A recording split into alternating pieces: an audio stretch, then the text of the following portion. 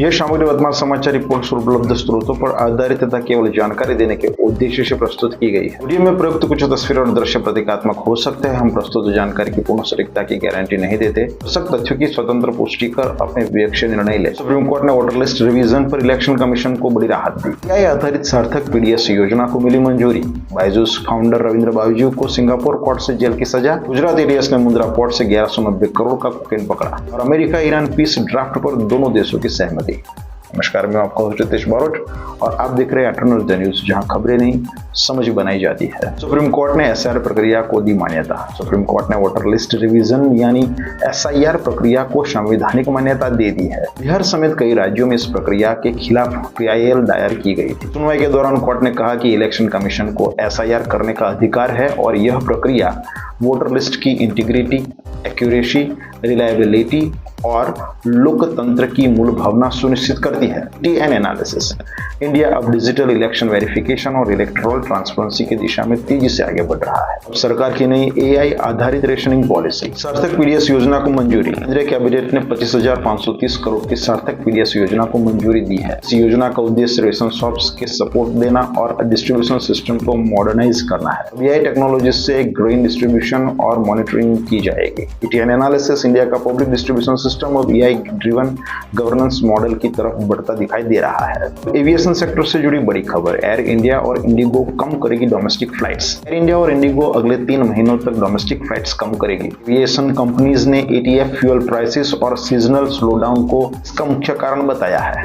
TN analysis. Fuel inflation अब aviation industry के operations और पैसेंजर्स मूवमेंट दोनों को प्रभावित कर रही है।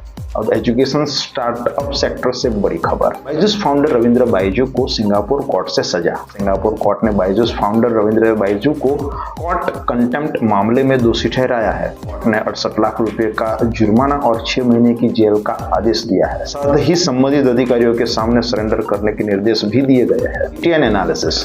इंडिया के स्टार्टअप इकोसिस्टम में गवर्नेंस और फाइनेंशियल अकाउंटेबिलिटी अब सबसे बड़ा मुद्दा बनते जा रहे हैं। कांग्रेस और बीजेपी के बीच राजनीतिक बयानबाजी। शशि थरूर ने फिर बीजेपी की तारीफ की। कांग्रेस सांसद शशि थरूर ने डेमोग्राफिक चेंज रिव्यू कमेटी बनाने के फैसले की सराहना की है। उन्होंने कहा कि इलीगल इनफिल्ट्रेशन और अननेचुरल डेमोग्राफिक चेंज जैसे मुद्दों पर गंभीर चर्चा जरूरी है। यह बयान ऐसे समय आया है जब राहुल गांधी लगातार केंद्र सरकार पर हमलावर है। TN analysis. कांग्रेस के भीतर आइडियोलॉजिकल डिवाइड और लीडरशिप नैरेटिव अब खुलकर दिखाई देने लगा है। तो केरला पॉलिटिक्स से बड़ी खबर। ईडी की केरला में बड़ी छापेमारी। सीएमआरएल एक्सालॉजिक पेमेंट केस में ईडी ने केरला की पूर्व सीएम विजयनन के घर और ऑफिस पर रेड्स की है। इससे पहले ईडी उनकी बेटी वीना का स्टेटमेंट भी ले चुकी है। केरला पॉलिटिक्स में यह मामला काफी संवेदनशील माना जा रहा है। TN analysis. Financial investigation agencies अब रीजनल पॉलिटिकल करप्शन केसेस पर लगातार प्रेशर बढ़ा रही है। वेस्ट बंगाल पॉलिटिक्स से बड़ी खबर। टीएमसी सांसद काकोली घोष ने इस्तीफा दिया। टीएमसी सांसद काकोली घोष ने पार्टी के सभी पदों से इस्तीफा दे दिया है। बताया जा रहा है कि लोकसभा चीफ व्हिप पद से हटाए जाने की बात से नाराज होकर उन्होंने यह कदम उठाया है। TN analysis. West Bengal politics में इंटरनल डिससैटिस्फैक्शन अब टीएमसी लीडरशिप के लिए नई चुनौती बन सकता है। गुजरात से बड़ी एंटी ड्रग ऑपरेशन की खबर। मुंद्रा पोर्ट से 1190 करोड़ का कोकेन जब्त। गुजरात एटीएस और कोस्ट गार्ड ने मुंद्रा पोर्ट से 1190 करोड़ कीमत का कोकेन जब्त किया है। यह शिपमेंट ब्राजील से कराची होते हुए मुंद्रा पहुंचा था। जनिया के आरोपी ने बताया कि डिलीवरी दिल्ली में रहने वाले नाइजीरियन और युगांडा हैंडलर्स को की जानी थी। TN analysis. इंडिया अब ग्लोबल नार्कोटिक ट्रैफिकिंग रूट के खिलाफ मेजर एनफोर्समेंट हब बनता जा रहा है। स्पोर्ट्स सेक्टर से इंडिया के लिए बड़ी उपलब्धि। इंडिया को मिली एशियन चैंपियनशिप की मेजबानी। हांगकांग में हुई एशियन एथलेटिक्स काउंसिल मीटिंग्स में इंडिया को एशियन इंडोर चैंपियनशिप 2027 और एशियन रिले चैंपियनशिप 2028 की होस्टिंग राइट्स दिए गए हैं। TN analysis. इंडिया अब ग्लोबल स्पोर्ट्स इंफ्रास्ट्रक्चर और इंटरनेशनल स्पोर्टिंग डिप्लोमेसी दोनों में तेजी से आगे बढ़ रहा है। और अब मिडिल ईस्ट से बड़ी जियोपॉलिटिकल खबर है।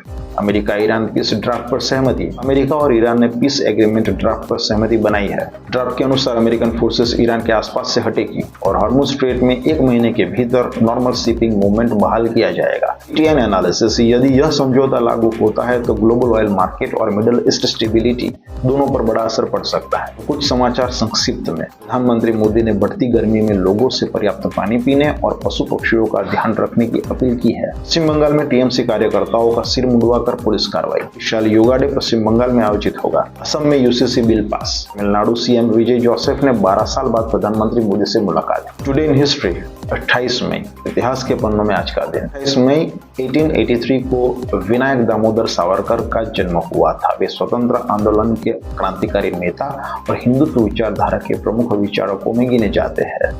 सावरकर को वीर सावरकर के नाम से भी जाना जाता है। 28 मई 1998 को पाकिस्तान ने चंगाई-2 में न्यूक्लियर टेस्ट किए थे। यह साउथ एशिया में न्यूक्लियर राइवलरी के नए दौर की शुरुआत मानी जाती है।